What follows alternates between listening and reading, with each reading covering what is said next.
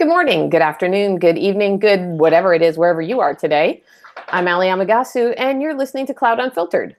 Today's guest is a Cisco colleague, or he's a Cisco colleague now. He certainly has had a colorful history before coming to Cisco. His name is Patrick Crowley, and he is the lead engineer or engineering lead, I should say, for Stealthwatch Cloud. Welcome, Patrick. Hi, Ali. Great to talk with you today. Great to talk to you, too. I was mentioning to Pete, who is also on the show. Pete, hey. Hey, Ali. Thanks for having me back. I keep fooling you. Time number 4. I know.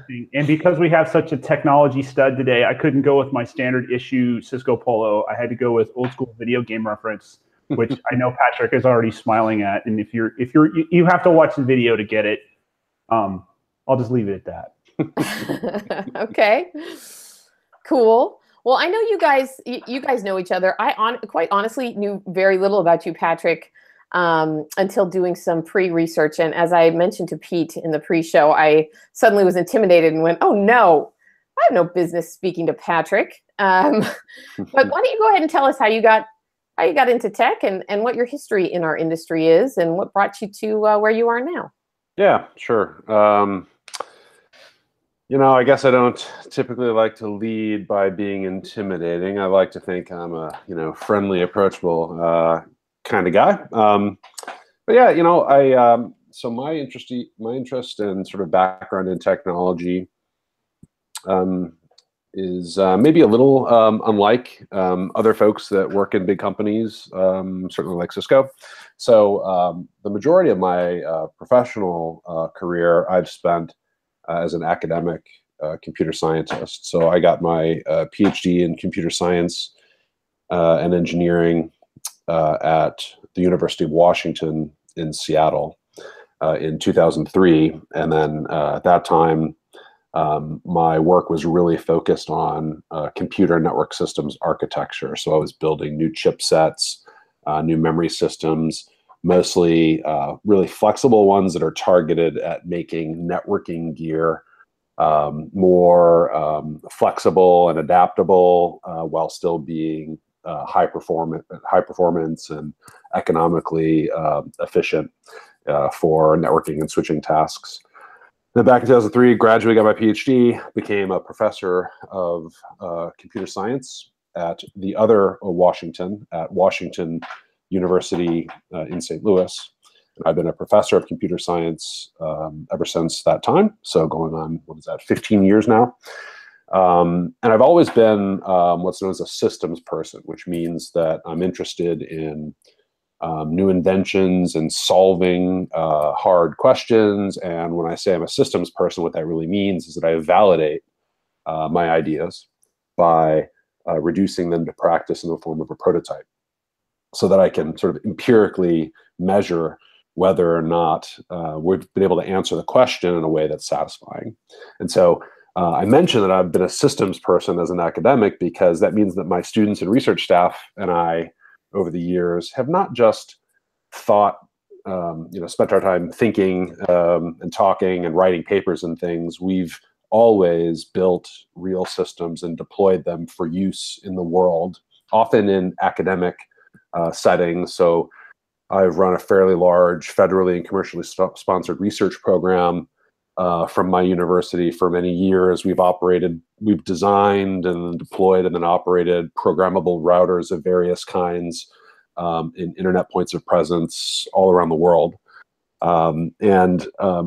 The connection to Cisco and the connection to security and cloud security in particular comes from the fact that since around 2005 or so, my team and I at the university have really been focused on network security. And I really used to be a dyed-in-the-wool deep packet inspection person. And so what deep packet inspection is, so some people know that phrase cold, but whenever you have a networking device like a wireless access point or a firewall or a switch or a router that's looking at network traffic and then interpreting the bits that fly by on the wire to decide, hey, is this malware? Is this a threat of some kind? It's using some flavor of deep packet inspection. And my team and I over the years, we engineered the first methods for doing that really at commercial scale. This is actually work that we did sponsored by companies like Cisco and Intel and other entities like the Department of Defense.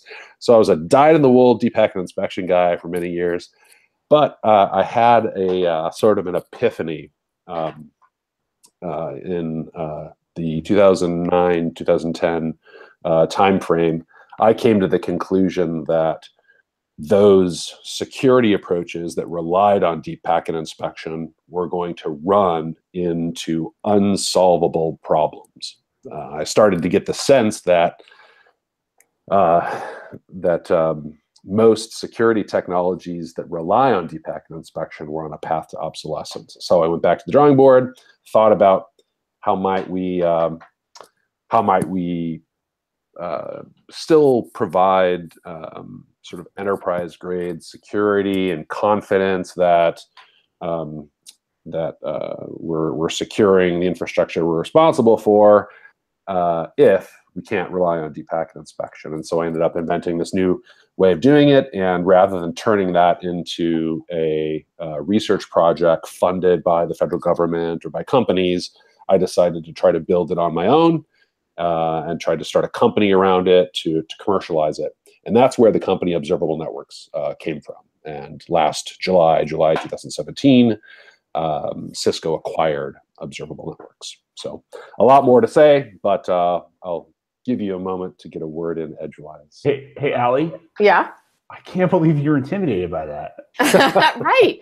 Because I sit around talking about deep packet inspection at Starbucks with my friends all the time. And you were just telling me the other day that your research staff that was federally funded was also looking at deep packet inspection when you realized it was obsolete. You said that to me just the other day. Right.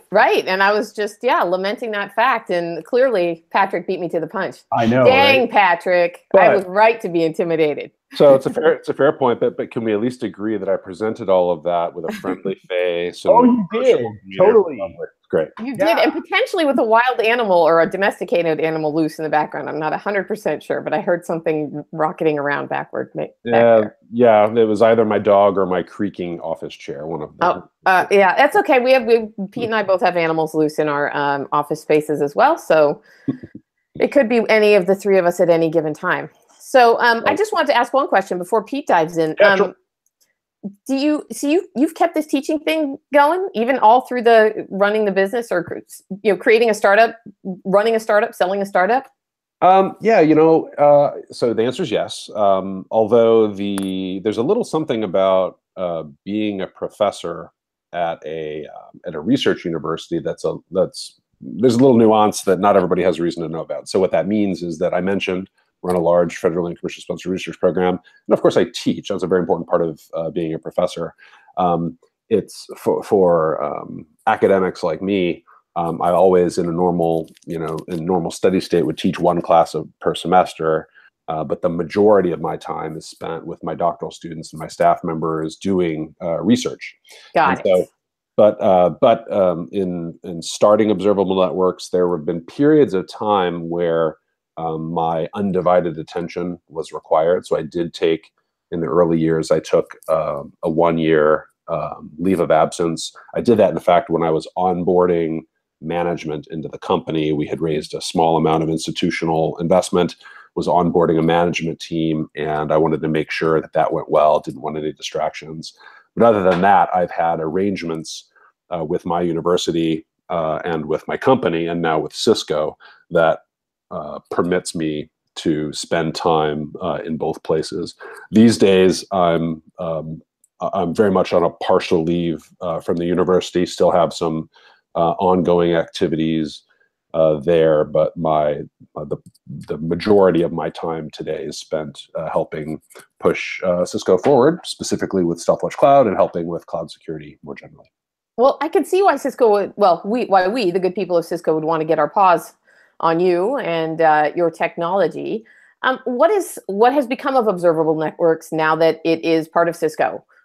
Is there a product that it resulted from it, and what's happened with that? How is it integrated into the Cisco family? Yeah, one of my favorite questions. So we were acquired by Cisco. Cisco is, of course, a very large company that runs lots of different lines of business. No one should be confused. Cisco is primarily a networking company. Most of the revenue that comes into the company is, of course, in exchange for networking gear. I'm part of the security business group, and the security business group itself, which, you know, by security measures is a fairly large organization, billions in annual revenue. And the subset of the security business group that my organization and I are part of is something called the Advanced Threat Group. And we have been, everything that used to be known as Observable Networks has been rebranded as Cisco Stealthwatch Cloud. That's the name of the service that we sell, Stealthwatch Cloud. And that's the organization that I lead. Now, I've certainly heard of Stealthwatch Cloud, but I've also heard of Stealthwatch. Is there an easy way to summarize how they differ? Yeah, there is. There's an easy and super intimidating way for me to explain how they differ. So Stealthwatch is a brand name that came into Cisco several years ago when Cisco acquired another company called Landcope. And so today, within Cisco, there is what we call Stealthwatch Enterprise, and that is the appliance-based Stealthwatch offering that came in via Landcope. Appliance-based meaning when a customer buys Stealthwatch Enterprise, what they're buying are a series of physical or virtual appliances that they install into their environment. And with the Observable Networks acquisition and the creation of Stealthwatch Cloud, you can think of Stealthwatch Cloud as the SaaS offering of Stealthwatch. And so when customers purchase Stealthwatch Cloud, what they're purchasing is a subscription that is a SaaS service that they don't buy any hardware, they're not buying software, they're subscribing to a SaaS offering.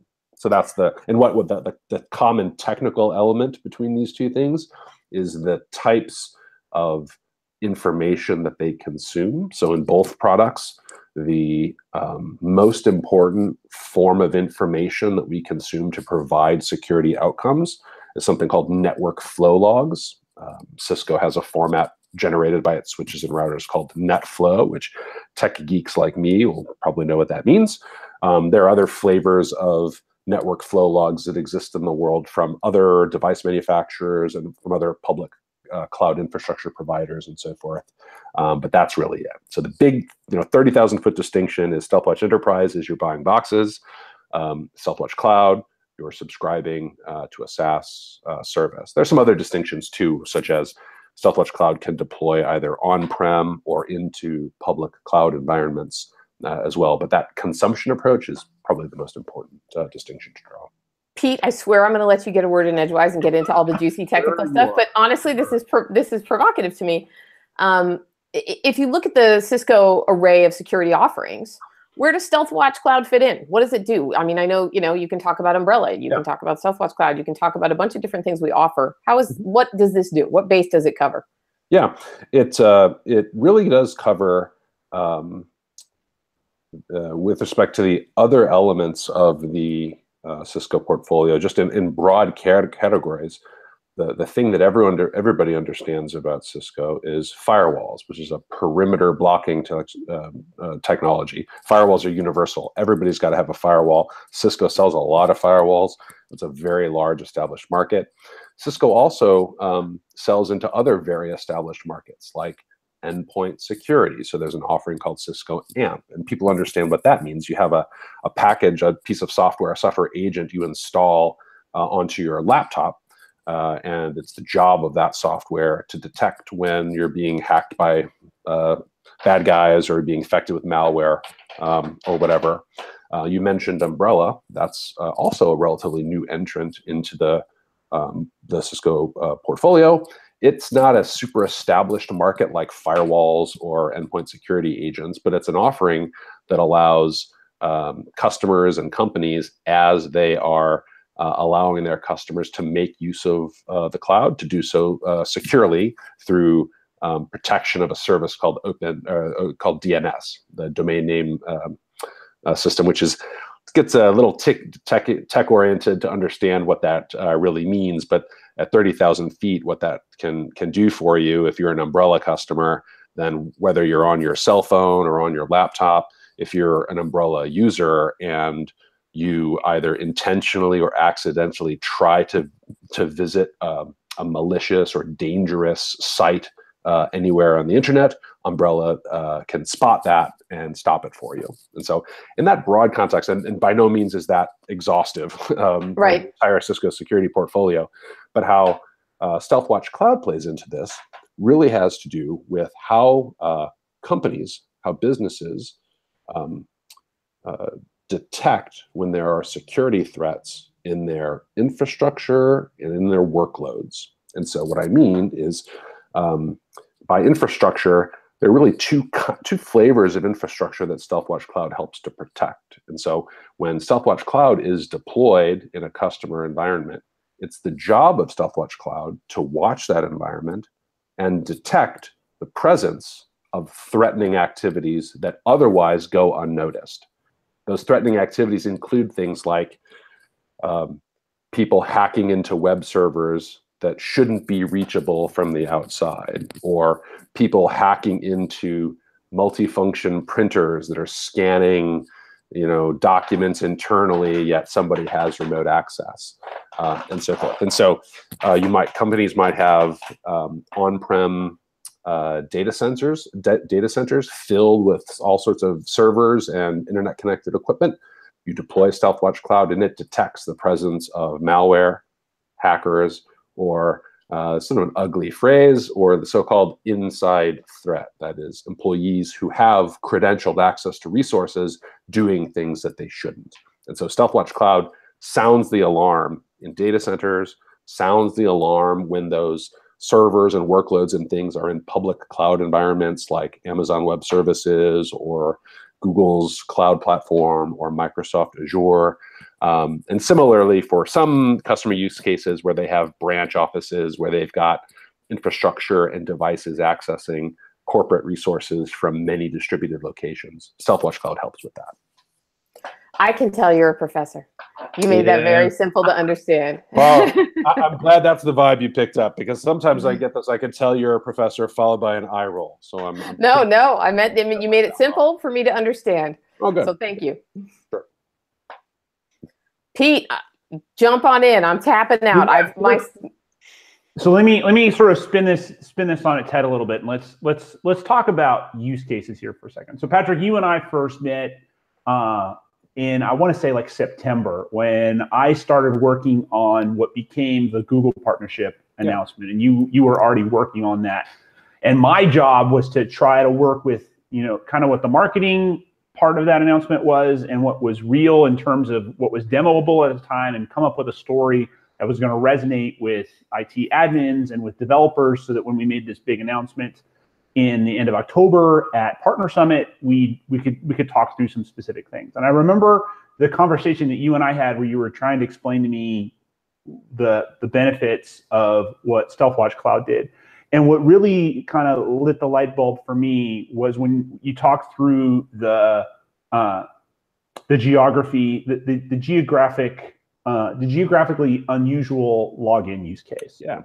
So why don't you talk through that use case in terms of, like, what does the alert look like, and what's happening under the hood a little bit, so that alert is even possible. And then I'll ask you some more questions about the NetFlow data and some of the genesis of that. Yeah, sure.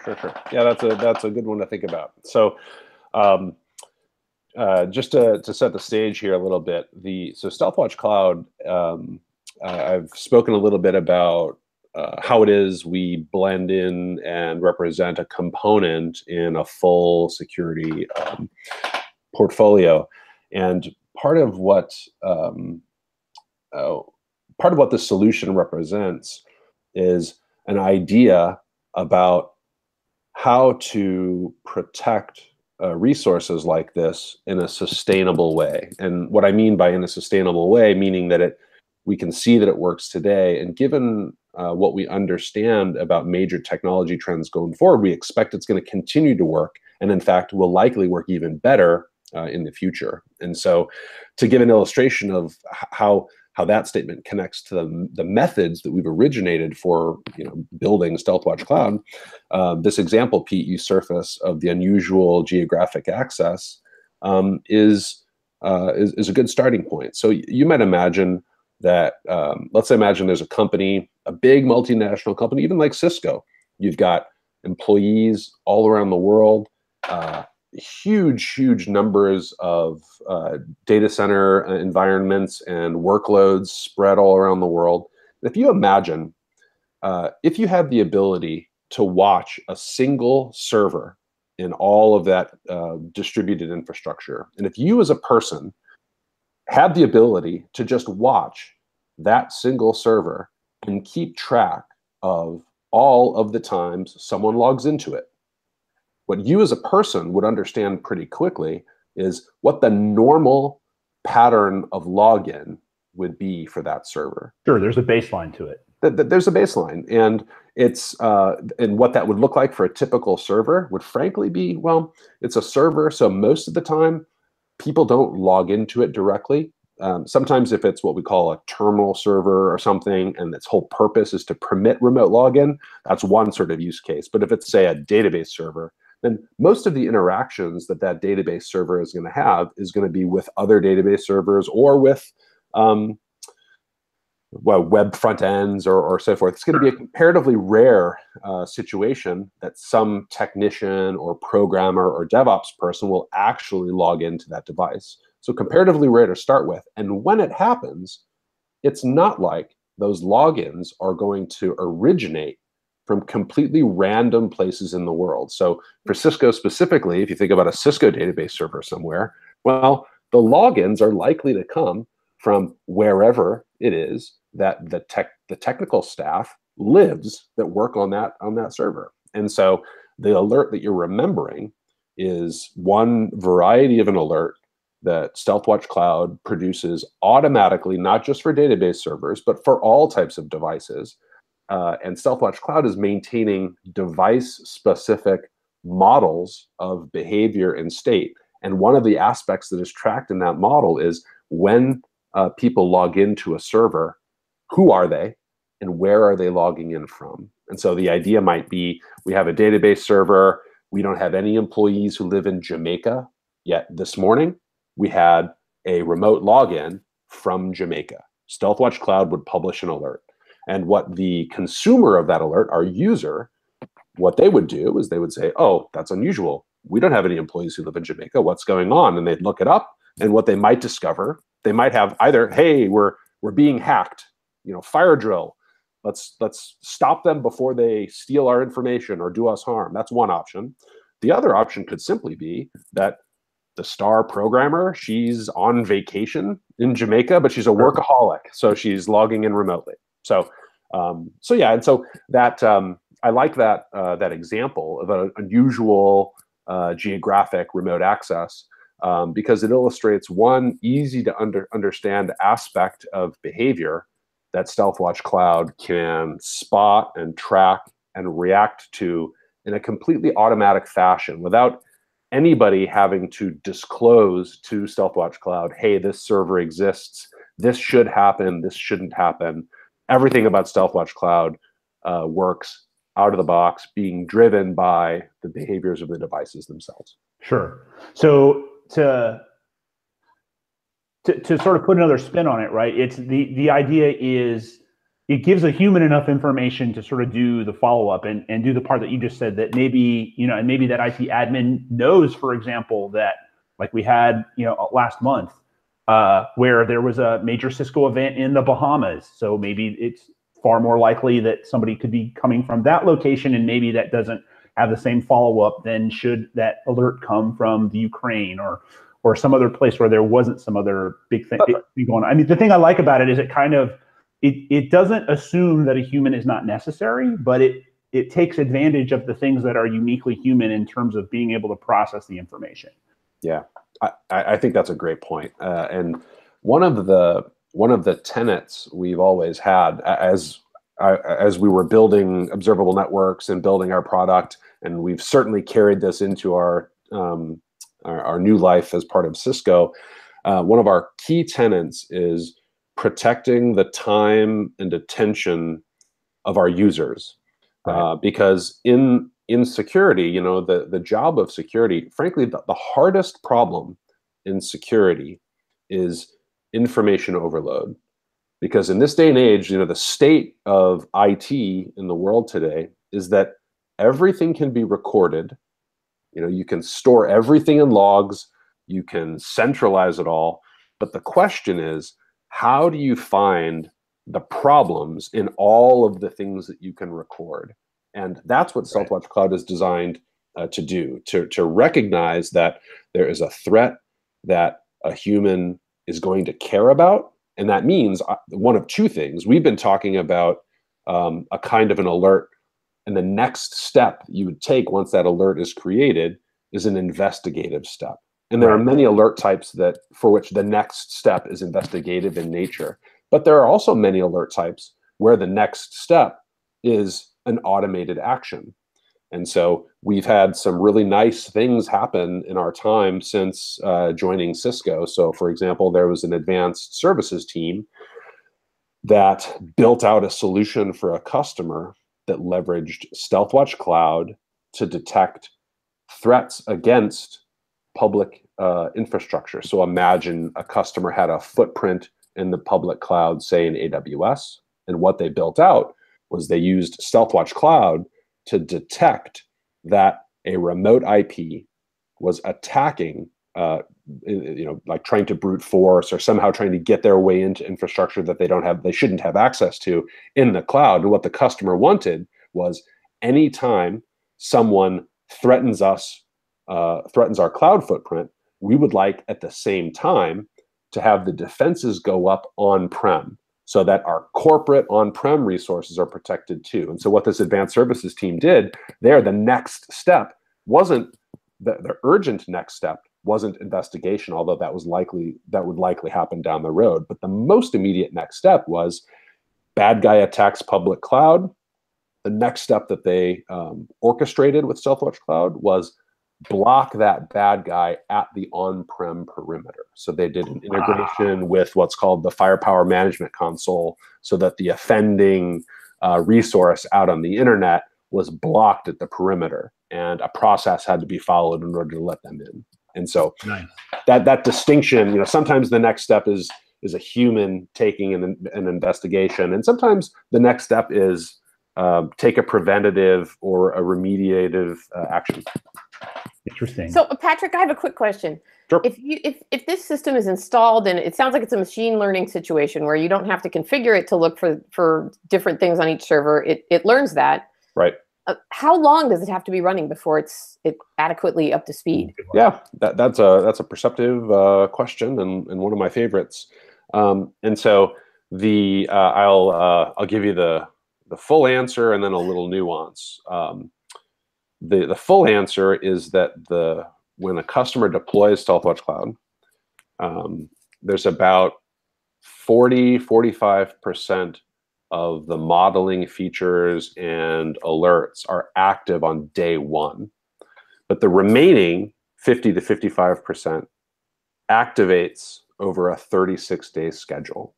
So to make sure that all aspects of modeling are active and all alerts are eligible to be created, you need about a 36-day window.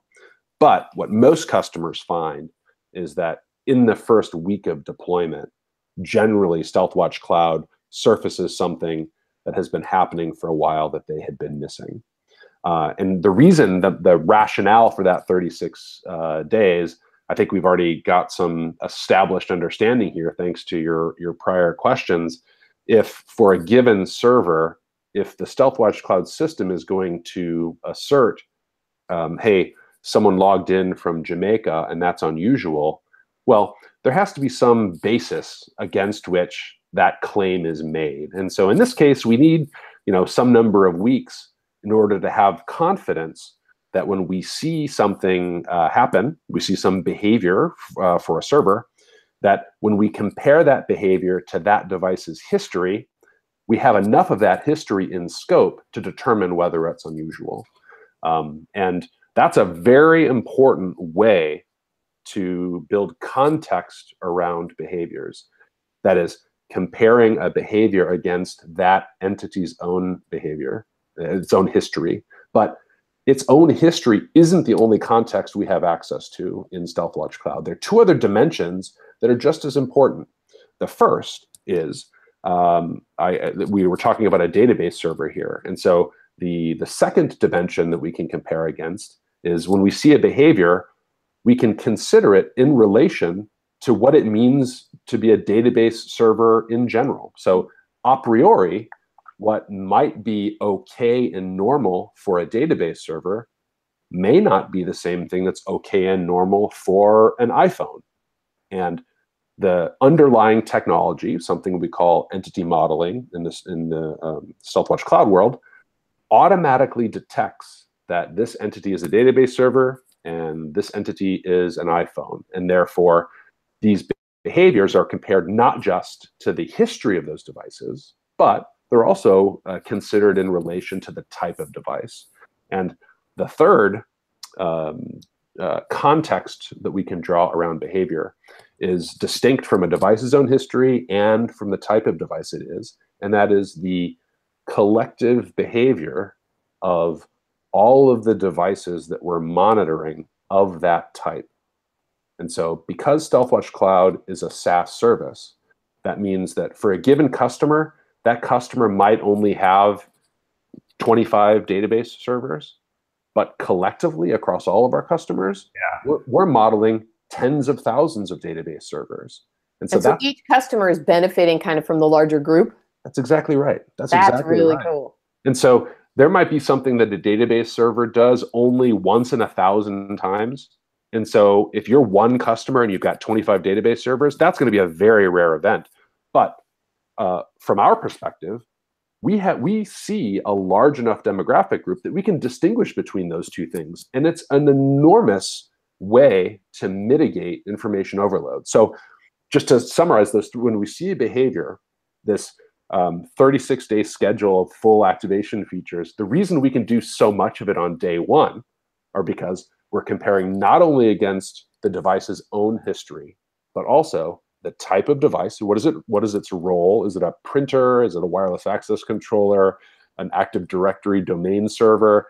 And then third, the demographic group behavior for that category of device across all of our customer environments. Yep, that makes a lot more sense now. Yeah. And I'll use this to brag about something that when we get a chance to talk with customers or prospects, the thing that really allows Stealthwatch Cloud to stand out relates to this information overload issue and our ability to protect the time and attention of our customers. And so when Stealthwatch Cloud creates an alert, first of all, we because of the fact that we're modeling these devices individually, when as we mentioned with this example of the unusual geographic remote access. So the way this would happen is that when someone logged in from Jamaica, whether she logged in once or whether she logged in 8 times in an afternoon, there would be one alert in Stealthwatch Cloud that is collecting all of that evidence together and saying, hey, there's one incident that is happening. There's a lot of data associated with it, but it's one alert. And that's a powerful reduction in the amount of information that the user manually has to build context around. And so the net result of this is Stealthwatch Cloud does not create hundreds or thousands or tens of thousands of alarms per day.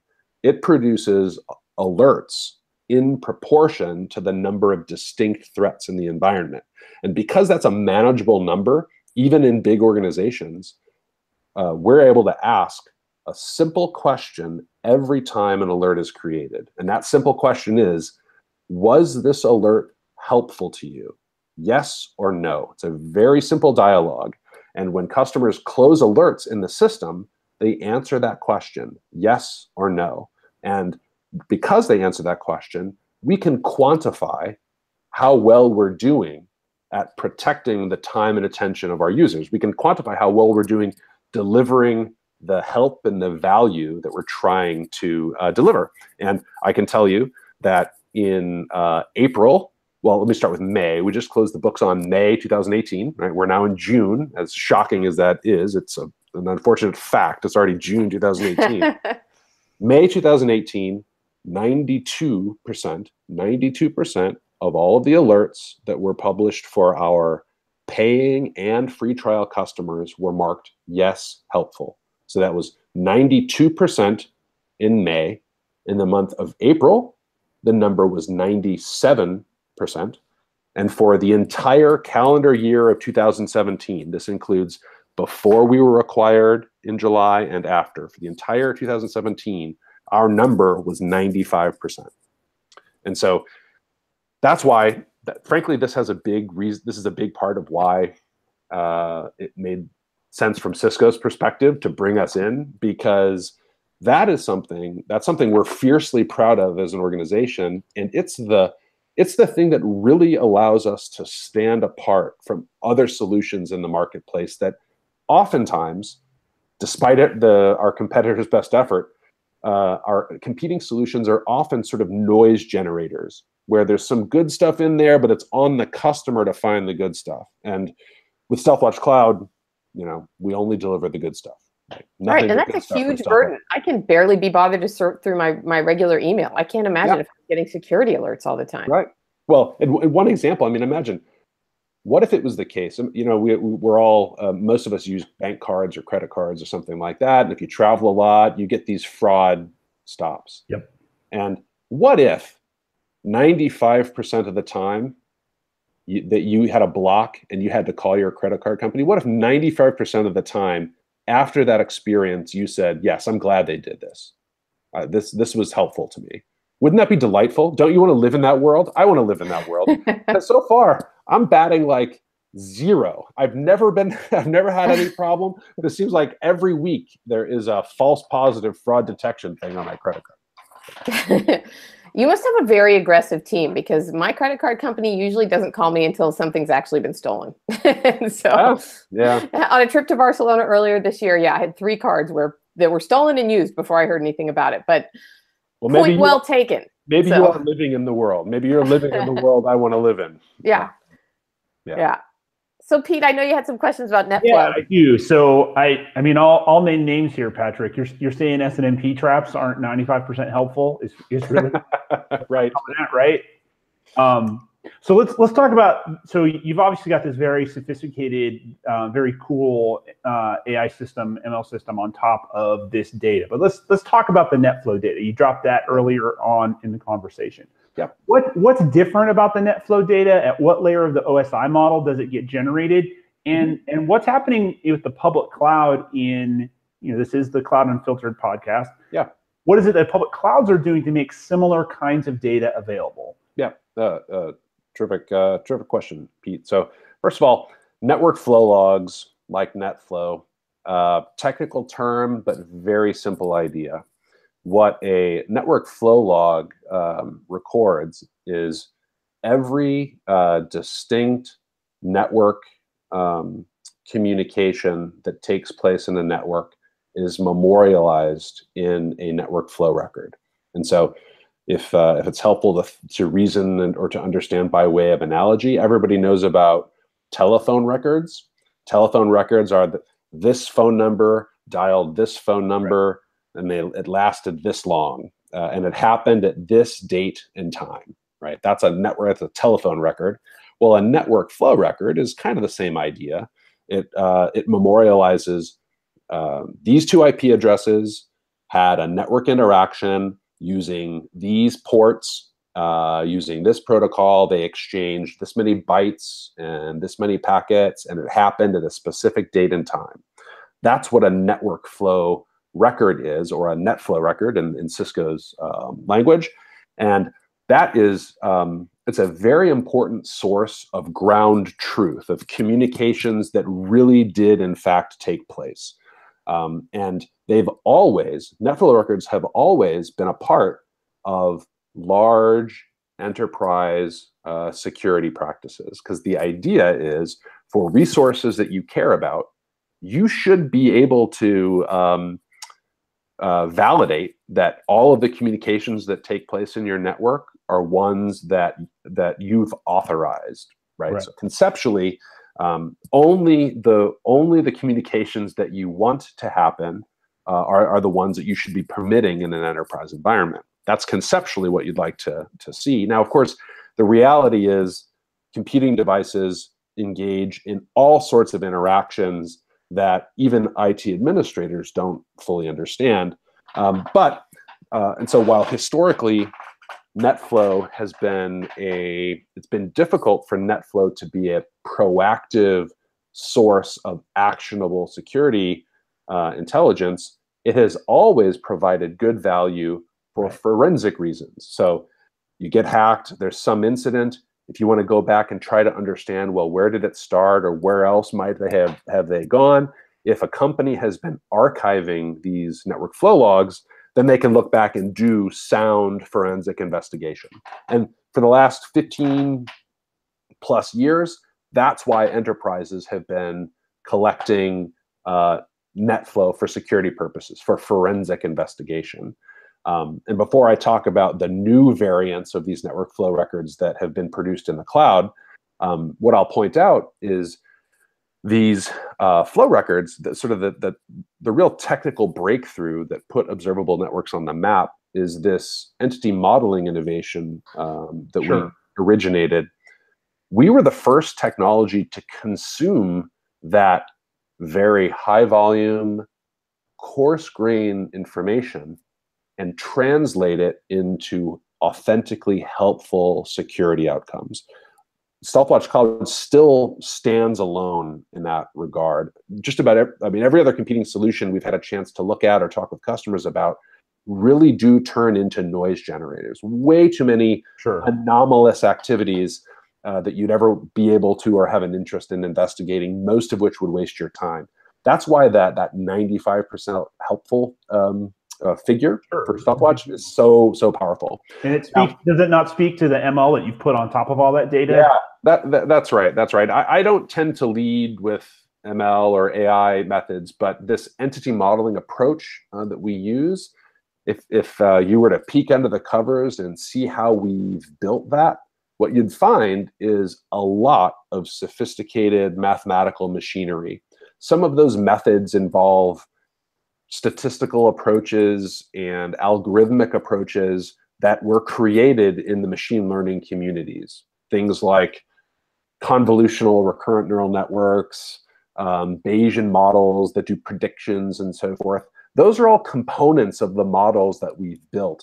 And so you're right, and it's pulling all of that together using the discipline of what we call entity modeling is exactly how we're able to achieve those outcomes from a historically very noisy source of data. Very cool, yeah. And happily, in fact, one of the things that I say happily, the cloud environments led, as in all things cloud, led by Amazon Web Services back in June 2015, they released a service that has a really catchy name called VPC Flow Logs. VPC is an acronym that stands for Virtual Private Cloud, so VPC Flow Logs. And that was their NetFlow offering for the cloud. And so the idea is if a company was beginning to shift workloads and infrastructure into Amazon Web Services environments, they could turn on VPC Flow Logs and receive a data feed of all of the network flow logs from their AWS-based environments. And so back in June 2015, AWS released VPC Flow Logs, and within 24 hours, Observable Networks was consuming that and turning it, and feeding it into our entity modeling approach, turning it into actionable security for our customers. And our business just took off because all these companies around the world were shifting, embracing the cloud and shifting resources into the cloud. All of them knew that they wanted the forensic capabilities of NetFlow, but all of them also knew that they didn't know how to find threats and all of that stuff. And so the combination of AWS's VPC Flow Logs with, at the time, Observable Networks, now Stealthwatch Cloud, was a a beautiful, beautiful marriage, and we were off to the races. And since then, Google's cloud environment, Azure's cloud environment have been working with us directly to help shape the next generation of what these network flow logs might look like. Right. And you mentioned the collaboration between Cisco and Google, and that was certainly the most recent incarnation of that collaboration. Well, and I just saw the education video that tells you how to configure it in AWS as we're prepping for some of our sales enablement for Google, as some of those release things for the larger Google partnership, as some of those are becoming reality here this summer and into the early fall. So yeah, I just saw that video. Your sales enablement guys just pointed me to that as a reference point, and it's so easy. It's like it's like 4 clicks and 1 copy and paste. I think that's right. That's right. I'm glad you mentioned that, Pete, because it's true. I mean, customers in these cloud environments, they can deploy Stealthwatch Cloud in under 10 minutes. And I remember that's an interesting claim to make for any enterprise grade solution. Really deploy in 10 minutes in my big enterprise environment? You know, you don't know how complicated my environment. Yeah, we're super complicated. And so there's a wonderful story that the sponsoring executive who was contemplating, was trying to bring Observable into Cisco. He heard me make this provocative claim. He's like, all right, well, we'll see. And so they signed up for a free trial. And he calls me the next day. He's like, Patrick, you told me it was going to take 10 minutes to deploy in our big environment. And well, we did it, and you were wrong. It wasn't 10 minutes. It only took us 7 minutes. And not only did I know that that guy had a personality I could work with and a sense of humor that I appreciated, I also knew that he was able to verify that the provocative statement I made was also a true statement. So that's awesome. It's one of the best characteristics of Stealthwatch Cloud, the fact that you can deploy it so easily, and the fact that we invite everybody to do a 60-day free trial. That means that this mentality of try before you buy, or rather than spending a bunch of money in the hopes it'll solve a problem for you, you can try it out, no cost, no obligation, for 60 days, and it'll only take you 10 minutes to get started. And so it's a pretty nice combo. So can we promote that? Where would I go to try that 60-day trial? Yeah, well, there are a handful of ways. So if you're already a Cisco customer or a Cisco partner, then all of the Cisco sales channels will lead you to the online form for initiating a 60-day free trial. There's a cisco.com sign-up form. It is also the case that, and so if anybody Googles Stealthwatch Cloud free trial, it'll take you right to that page. In addition to initiating a free trial via cisco.com, we also have integrations with the public cloud marketplaces. So the AWS Marketplace is the oldest and the most robust. Stealthwatch Cloud was in fact one of the first, Observable Networks was one of the first offerings to be integrated in their SaaS marketplace. So that's another place with a couple of clicks. If you're an existing AWS customer and you want to add a SaaS free trial of Cisco Stealthwatch Cloud, you can do that entirely within the AWS Marketplace. And while today, June 2018, that is not true in the other cloud marketplaces, within 2 months, the same thing will be true in the other cloud marketplaces as well. Yeah. Very awesome. Well, let me ask you one more kind of future-looking question that Sure. I know there's only so much you can talk about, and then I kind of have one more softer question to get you out of here with. So we talked a lot about like servers and the way that VPC flows work and some of those things. What's on the future, or what's on the horizon for Stealthwatch Cloud related to some of the more cutting-edge technologies like containers or function as a service? What do you guys have planned there? Oh yeah, so I can sidestep the plan question and just focus on what customers are using with Stealthwatch Cloud today, because as it happens, both containers, in the form of generic Docker or Kubernetes environments, or function as a service, functions as a service, or serverless environments like AWS Lambda, both of those types of entities are supported natively in Stealthwatch Cloud today.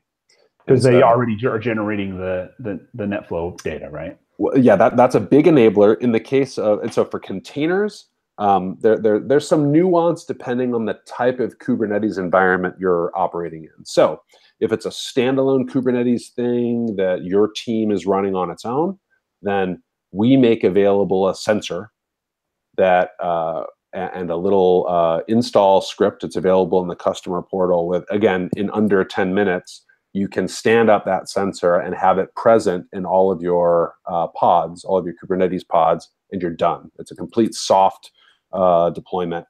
And that'll work for any Kubernetes environment, whether it's one that customers are running on-prem, on their own, Cisco's container platform. There's also, Google has a managed Kubernetes service. AWS just released their managed Kubernetes service. Azure has one in preview as well. All of these are supported directly out of the box by Stealthwatch Cloud. Nice. And that's just straight NetFlow. We can consume the NetFlow that are generated in those environments, or if you prefer not to generate NetFlow, our virtual sensor that we drop into those pods for you can generate the NetFlow for you. Okay. On the serverless side, there's something a little more interesting that has to be done because with serverless environments, there are some ephemeral characteristics of how serverless environments work that make it, that in fact require the use of some new technology like Stealthwatch Cloud's entity modeling in order to be able to do it right. And so if I take the AWS Lambda service, for instance, every time an AWS Lambda, which is one specific variant of functions as a service, AWS Lambda, every time a Lambda executes in your VPC, it executes with a different elastic network interface and a different IP address. And so that means that the record, the information that's being recorded in the network flow logs will be faithfully recorded in the network flow logs, but the associated IP address and the associated elastic network interface will appear ephemeral to you. And so the magical breakthrough power of entity modeling here is that in AWS, it isn't just the VPC Flow Logs service that we're consuming. We're also consuming all of the other forms of automatic telemetry that are present, including AWS CloudTrail. And so AWS CloudTrail has a lot of types of information in it. But importantly for this conversation, every time a Lambda executes, meta information about that Lambda execution is published via CloudTrail, including the name of the Lambda function, the conditions that caused it to fire, the ephemeral ENI that was associated with it, and the ephemeral IP address. So you're using that to feed your entity mapping for Lambda function. That's right. That's right. And so we're in the happy situation with Stealthwatch Cloud that what we're modeling are the entities. Those entities are sometimes servers. They're sometimes virtual appliances that customers don't have even a login for. There's sometimes containers running in Kubernetes pods, and there's sometimes Lambdas. And entity modeling doesn't care. The same technological approach works just fine across all of them. As long as you got the data, you're just getting the data from a slightly different place. That's right. That's right. That's right. And so this is one of the aspects in which we view Stealthwatch Cloud and entity modeling as a sustainable approach, because every new technological wave that comes along, entity modeling just gets better and is more and more appropriate. Very cool. Yeah. Well, I know Allie's got that look on her face that we don't exactly run out of time on this program since it can go wherever, but we know we try to keep it at 30 to 45 minutes, and we're at about 50. So I'm going to rain on your parade in a hot second. I'll let you have one more question, Pete. Well, let me just say, so all three of us have the experience of having come into Cisco through some form of acquisition. And when we met, Patrick, I joked with you that I was a grizzled veteran of 18 months, and compared to your 3, right? And Allie's got more on that than me. But you came in as a CTO, right? Allie and I were kind of foot soldiers in our pre-acquisition companies, but this was your baby. And I know you only have your own experience to go through, but you and I have talked about my experience a little bit, and you kind of know a little bit about what this is like for the other end. As someone who is so fundamentally a part of the product, how's that experience you think been maybe different for you? Yeah, no, that's an interesting sort of philosophical kind of question. But yeah, I guess I do have two coherent thoughts. I'd say there's among the many things that could be said, I think that coming in as a founder and a CTO of a small, rapidly growing company, now becoming part of Cisco, there are two aspects, a pro and a con. Let me start with the con, because it's always better to end on a positive, right? To end on the positive, yeah. And so the con is that a startup is, well, a successful startup is always laser focused on just the things that matter, just the things that drive growth and increase the cash flow situation, right, so that you maintain options. And so having that hyper focus, number one, and also having a relatively simple decision-making structure, a small organization with a very focused objective. You just don't spend that much time talking to people who don't understand what's going on because they're too far away from the issues that matter. And the downside of, and Cisco is not unique to this, this is what comes along with any large company, that to be successful, you have to find ways to communicate to broader and far-flung corners of the organization, right, that there's a new way to do things, and finding ways to help and not being sort of buried and slowed down by just the large-scale bureaucratic nature of a large entity. And so that's certainly personally for me, and I'm sure for 100% of the other entrepreneurs who've come into Cisco, it's been the same challenge. How do you maintain the characteristics that have allowed you to be successful, but also do this completely separate sort of thing, which is a little more bureaucratic in nature. So that's the con. But the pro, and why I was excited for my organization and I to become part of Cisco, is that is definitely worth pursuing, because the reality is that now Stealthwatch Cloud can really help customers. It's got, and from Cisco's perspective, it is a recurring revenue cloud security offering that is very strategically well aligned.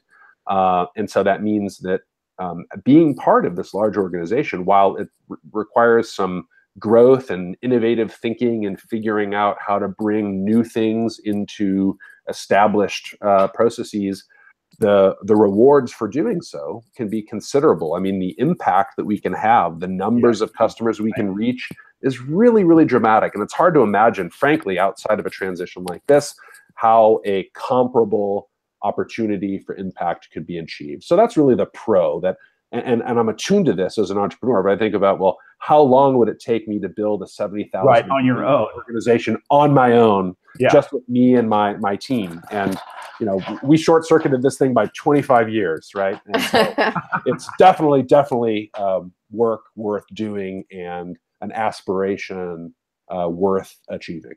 Cool. I think you speak the truth. I think Pete and I have had similar experiences, right? Absolutely. You traded quite a bit of agility, but there's something to be said for scale. That's right. Well, thank you very much, Patrick, for being on. I truly was fascinated by the things you said. I learned a lot today, and I'm sure our listeners got just as much out of it. So thank you for sharing what was going on, or what is going on with Stealthwatch Cloud, what the underlying technologies are about, and where it's headed. We appreciate it, and I hope you'll come back and talk to us, maybe 6 months from now, maybe a year from now, and tell us how things are evolving, because this is an important, part of our pivot as a company, and I think one of the more exciting, highlights of that. So thank you very much. You're very welcome. I very much enjoy the conversation, and I'd love to do it again down the road, as you suggest. That'd be great. All right. Take care. Bye-bye, Pete. Bye, Patrick. Bye.